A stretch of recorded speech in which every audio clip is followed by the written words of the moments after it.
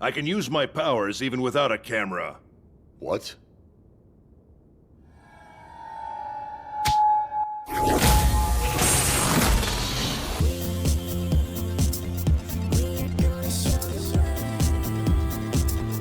Konnichiwa, my shortling. When I think about any and all media that I've ever consumed throughout my whole life, whether that be a 200-hour-long JRPG to an ad on Twitter that I simply scroll past, there are only a few examples that have truly permeated my personal consciousness and have stuck with me ever since I so happened to come across them. Franchises like One Piece or Dark Souls certainly take up a less than helpful number of thoughts when you're trying to pay attention in a lecture, and projects like the Mandela Catalogue are even less considerate when you're trying to sleep at night. However, if I had to pick up my own personal Roman Empire as such, it would be one singular, isolated intellectual property that has snugly and safely secured its place in my brain. That being JoJo's Bizarre Adventure.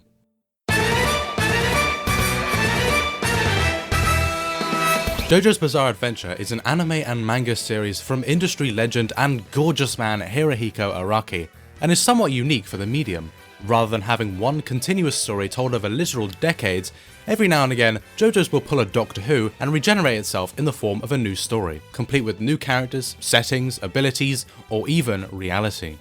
With a more laxed approach to telling an entirely consistent story, in conjunction with the pure creativity that comes with the medium of illustration, JoJo's has cemented itself as a pillar of not only the action manga genre, but as a pillar in my mind. The series just has this unapologetic sense of personal identity, charm, heart, queerness even, that has made it forever associated to me with quality. So what happens when we take such a series, one that oozes care and thought, from the complexities of the content presented in the diegesis to the individual lines Araki puts to paper, and hand it over to the same people who make such classics as Skibidi Battle Simulator, Hang Out with the Neko Girl, Throw Bricks at Homeless People. Now, is it right for me to judge these fan games, made by those who have such passion for the franchise that they would not only make these games in the first place, something I could never do, but often offer them to those who are interested completely free of charge? Yes, because most are made by children, and everyone knows that children don't have feelings. Without further ado, let's enter the very normal world of JoJo's Bizarre Adventure fan games.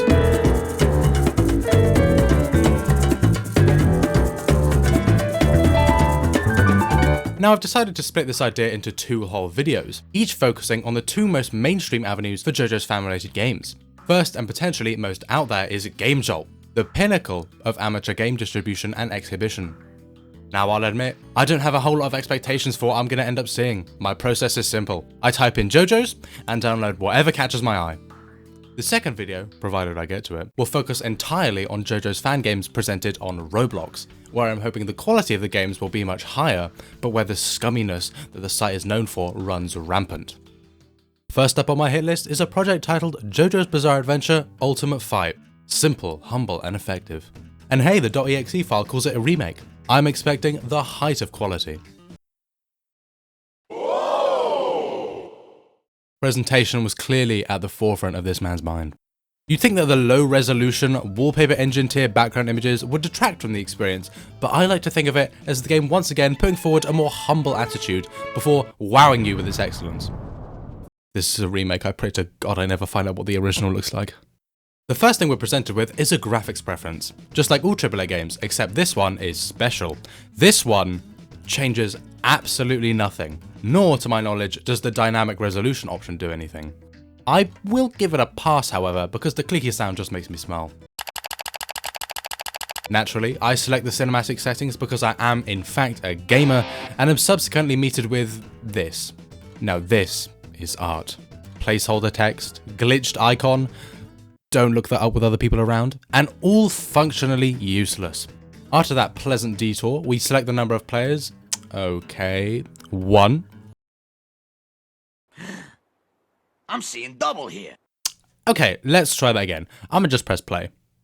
There we are. Finally, we have some gameplay, and immediately I'm disorientated. Not only does this opening area feel like the inside of a kaleidoscope with its mellow colours and water textures for walls, but the y-axis is inverted with no way to change it. Being a simple character select screen, we can't do a lot except walk, jump, and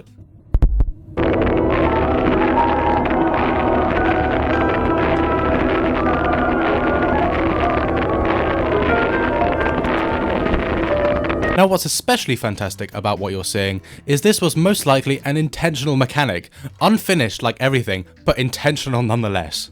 This little debug menu may be going crazy, but it does indeed mention flying, which I'm all in favour for, can be damned. Now, regardless of what character we end up choosing, we're always placed on this one flat and soggy map that the game offers. I'll give this game the benefit of the doubt and say it's supposed to be the setting of the final battle of Part 6, but I'm not going to hold my breath. Once we get into gameplay, we've got a bountiful selection of attacks. Nothing to actually fight as far as I know, but frankly the fact that we've gotten this far is a miracle. You know, the fact this game is so unfinished just kind of gives it some charm.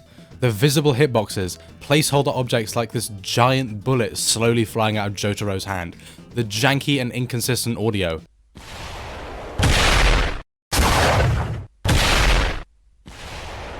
And the debug menu just going absolutely f***ing ballistic at any chance it can get. It just lets you know that it was made by a human, you know, a real visionary. The game even has a sense of humour to add to its charm. For example, the game lists part of the soundtrack, despite there being no music, Silence by Me. Now, despite what allure I'm generously offering, this game still makes some very strange, conscious, dare I say, bizarre decisions. Flying is one thing, the controls are another. I mean, you move with WASD but attack with Z, X and C.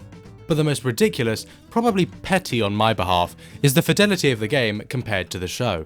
For example, Poochie, who is apparently in beta, like the whole game isn't in pre-alpha, uses King Crimson in place of Seamoon, uses Dio's voice line for the world, and then proceeds to change King Crimson into Golden Experience Requiem in place of Made in Heaven.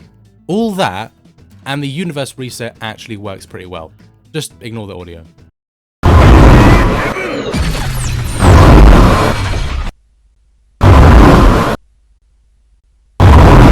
Now, as a game in its own right, it's like a 1 out of 10. As a project that reflects the JoJo's IP, I'ma give it a 2 out of 10. But if we're thinking funny factor, solid 7 out of 10. Next up is Android Mugan game JoJo's Bizarre Adventure. S tier name right off the bat, straight to the point. IP name plus the platform. Thought it in the vein of how Insomniac's Spider-Man is known simply as Spider-Man PS4.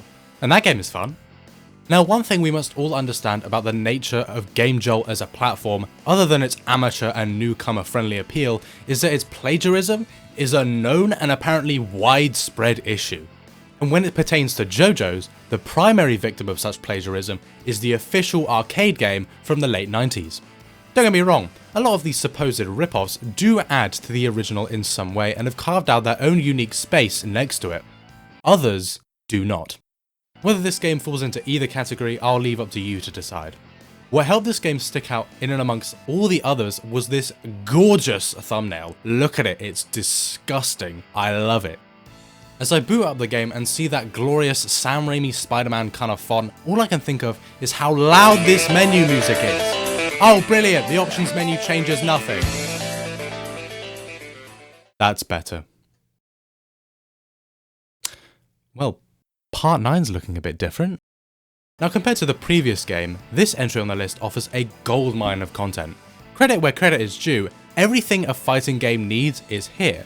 Your standard arcade mode, versus mode, team modes, or you can just watch 2 AI characters fight if the excitement of seeing a Caucasian Jotaro has gotten you a bit flustered. I'll stick with arcade mode for now as we move into the character select screen. And what a selection we have! Everyone and anyone from the series that you know and love is right here. In fact, this game does something that no other JoJo's media has the balls to do. Not only does it unite from all different parts of JoJo's, but also from the different iterations of JoJo's. We've got images from the manga, from the anime, from the OVA, and even from other games. Some would call it inconsistency, I call it innovation. Now I'm real good at fighting games, so I'm sure I'll be done with all this game has to offer pretty quick. Again, credit where credit is due, all the characters and backgrounds look really great. I don't know how much of that work was done by the person or team that uploaded it onto GameJolt, but still. Aside from a little stylistic and artistic inconsistency, like some characters being unreasonably taller than others, they all look like something out of a legit licensed JoJo's game. Probably because some of them are, but again, I will remain blissfully ignorant. In terms of gameplay, it's more of a mixed bag. The game is incredibly flashy, with things happening all the time, constantly, with what must be hundreds of animations and dozens of moves in total. Each character has their own unique gimmick, from more tactical stuff like stand abilities, to fundamental changes like Kenzo and his little feng shui meter. Given that spectacle is one of the things that the series does best, the game's flashiness and hype factor is probably its biggest positive. Where the game kind of falters is when you actually have to put your hands to the keyboard. A lot of the characters and their respective control schemes can vary quite a bit. What I've gathered is that it's Z for a heavy attack and X for a light attack. The rest is a mystery to me. Your hands don't look like this while you Playing Android Mugan game JoJo's Bizarre Adventure. must be a liberal sissy. Even after playing for a while at this point, I can't really manage to click what the game wants me to do. And with no tutorial, informational move lists, and a bare bones setting menu for inputs, you're going to end up spamming those same 2 attacks until the keys come off. Not only that, but not every character is created equal. Most play really well, when you can get them to do things. But characters like Jolene seem downright unfinished, with lower quality animations and like 2 moves I could figure out. Sometimes certain moves can just break the game entirely, leaving the battle frozen or in a stalemate like here, with your only option being to press the escape key to go back to the character select. 7 out of 10 as a real game, 8 out of 10 as a JoJo's project, and 4 out of 10 funny factor. Third on my list is the Five Nights at Freddy's inspired Hail to You, Nights in Dio's Basement.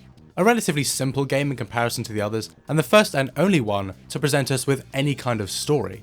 What's also unique is that this game takes a more, shall we say, relaxed approach to not only graphical fidelity, as in it looks like it was made in MS Paint, but also fidelity as an adaptation. Just look at this opening. Stinky Folk Times. I Did Not Ask Incorporated will always make sure that people know that you did not ask. Man dressed in bright yellow kidnaps hundreds. Mysterious man named Dio Brando kidnaps hundreds of P. E is extremely dangerous. Avoid going outside and do not let A for any reason. So the story is that Dio has decided to kidnap me because, oh well, look at me, and has put us in the world's pocket dimension, something that has never been mentioned in the series itself, but I'm willing to entertain the notion of a fan game actually contributing to the lore. For the next few minutes, the ideas that this game presents might as well come from the mouth of Araki himself. The main thing that stuck out to me as the game began to progress was the use of voice acting, and let me tell you, it is a treat. Oh ho ho! I'm going to kidnap you. Goodbye, JoJo.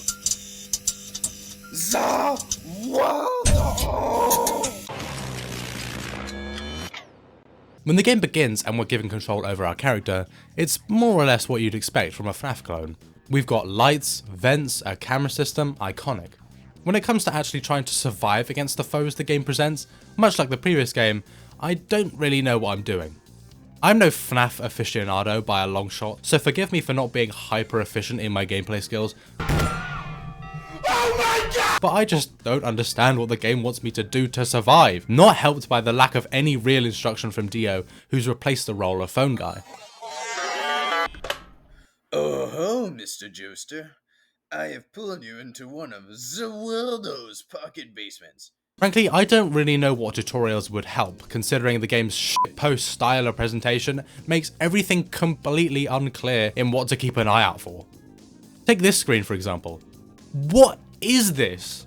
This heat gauge on the side tells me that maybe it's like the game's version of the music box from FNAF 2, but before the game has a chance to show me its effects, I run out of power and am met with the game's flawlessly crafted jump scare.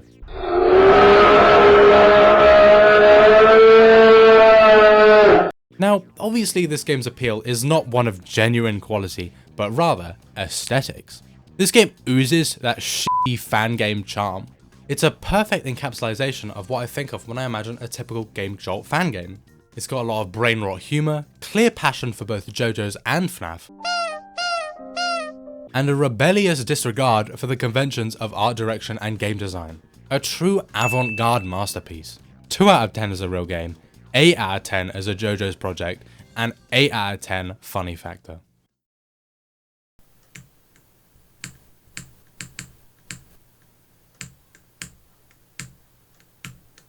Damn. This game is great. But I really wish I was playing as a ginormous, muscular British man.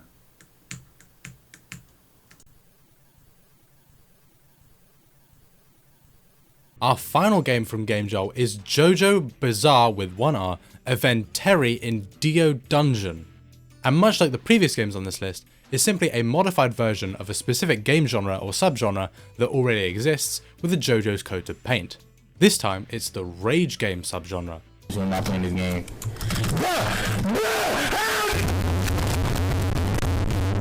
Specifically, Flappy Bird. The game infamous for supposedly ripping off the art of other games now gets ripped off itself, and featuring more stolen art. And what strange two properties to decide to merge together. Whatever led this person to entertain such a thought process, I want it. Frankly, I don't really know why they even bothered to make this game related to the JoJo's franchise in the first place. There's no recognizable iconography from the series other than the stolen asset of Jonathan Joestar, and even then there's no correlation or link between his presence in this game versus his presence elsewhere, unless spinning is some kind of ham-on technique that I'm not familiar with. There's nothing special about the setting either.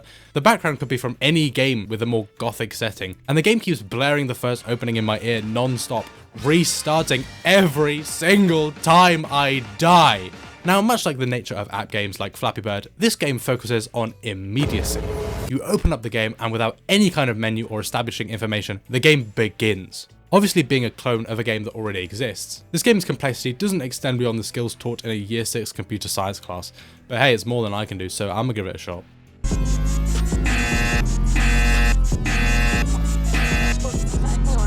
The person who made this game must be some kind of Flappy Bird aficionado. The margin of error of the tiny space that you need to squeeze through is brutally unforgiving, so much so that I've made very little progress in actually getting through it. Not only are the hitboxes incredibly close together, but also pretty inconsistent, sometimes letting me pass through the tips of spikes, while other times not letting me drop next to the sides of them. There isn't really a whole lot to say about this game. It's kind of what you'd expect from a clone of a game that already only exists as a distraction for kids to play in class. But hey, if this doesn't deter fans from skipping part 1, well then I just don't know what will. 2 out of 10 as a game, 2 out of 10 as a JoJo's project, 3 out of 10 funny factor. Well, that's all the games I thought looked interesting from GameJolt. Frankly, it was a lot more interesting than I expected. Like I said before, I was worried that the games would either be reskins of the fighting games from all those years ago, or would just be outright boring, but I was very, very pleasantly surprised. If I had to pick a favourite out of the bunch, it would probably be Nights in Dio's Basement, purely for its insanity and unbridled apathy towards making it at all scary. A top tier shitpost. For all I bash these games for being low quality, unoriginal, or just outright unfinished, I applaud these creators for having the passion and skill for even making these games in the first place, and having the courage to upload them online, for free as well. Whether they be a game crafted out of a real desire to make an impact on the fandom, or just a big, unintelligible in-joke made for the sake of a laugh, it's fascinating to see how this franchise has been twisted and moulded to fit into seemingly any genre that the creators deem fit for it. Tune in next time for the Roblox games. I'm sure it'll be Roblox-tastic. Yippee!